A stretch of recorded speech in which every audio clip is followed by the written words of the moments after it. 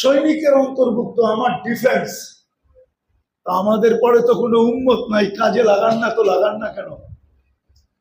আমাদের পরে উম্মত থাকতো তাহলে বসতাম যে পরে কাজে লাগাবেন। এখন ডিফেন্স রাইখা দিছেন, আমাদের পরে তো উম্মত নাই, কোথায় কাজে লাগাবেন এগুলা? আমাদের নবীর পরেও তো নবী নাই, ঠিক না? আপনারা স্লোগান দেন কি জানি, আরে বলেন না, আরে বলেন না, দিতে অসুবিধা কি? নবীর পরে তারপরে জানি কি বলেন? আমি বিরোধিতা করতেছি না, আপনি সংসদে আইন দিয়ে কি করবেন বলেন না। আজকে কি বার গেল? একজন বলুক যে আমি 1000 বার দুরূদ পড়ছি। একজন বলুক, চ্যালেঞ্জ। মাদ্রাসার ছাত্র উস্তাদ মিলা সবাই সাধারণ মিলা বলুক, মা বোনরা বলুক 100 বার দুরূদ, 1000 বার দুরূদ পড়ছি। হুকুম তো ছিল শুক্রবারে আমার উপরে বেশি বেশি দুরূদ পড়ো।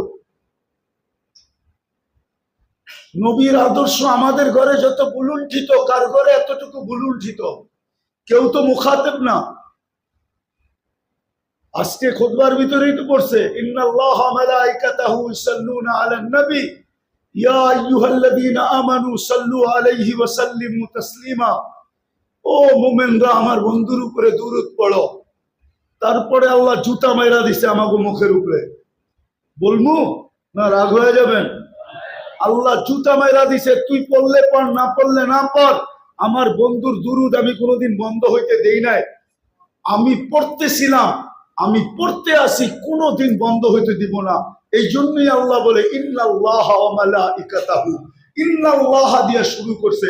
আমি আল্লাহ পড়তেছিলাম, পড়তেছি, পড়তে থাকবো।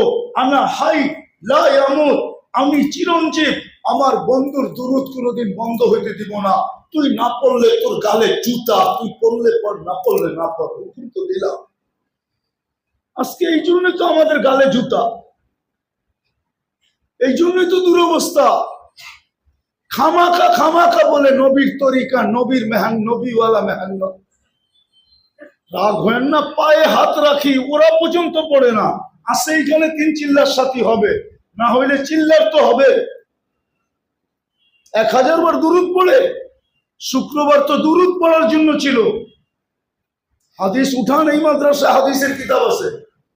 শুক্রবার দিন আমার উপরে বেশি বেশি দুরূদ পড়ো। শুক্রবারটা আমারে দিয়া দাও, 6 দিন আল্লাহরে দিয়া দাও। বলেন এই পর্যন্ত 100 বার পড়ছে কয়জন হাত উঠাইতে পারবো বলুন? 100 বার পড়ছে, 100 বার, 1000 বাদ দিলাম।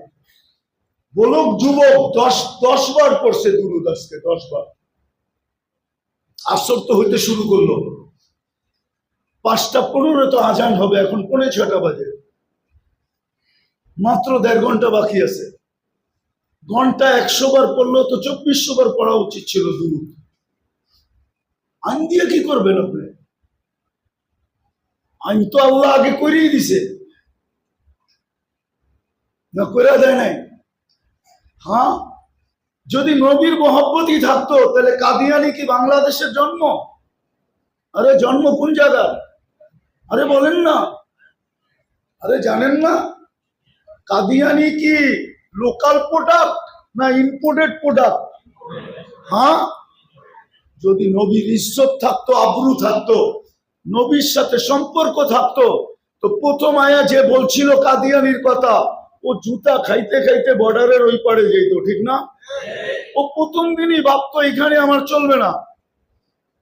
কথা লম্বা হয়ে যেতেছে। মদিনা মুনাফফারা নাকি আল্লাহর রসুল দুনিয়ার থেকে চলে যাওয়ার পরে, ইরান স্বাধীন হওয়ার পরে, ইরানের বিরাট বড় এক হেকিম আইসা ক্লিনিক খুলছে।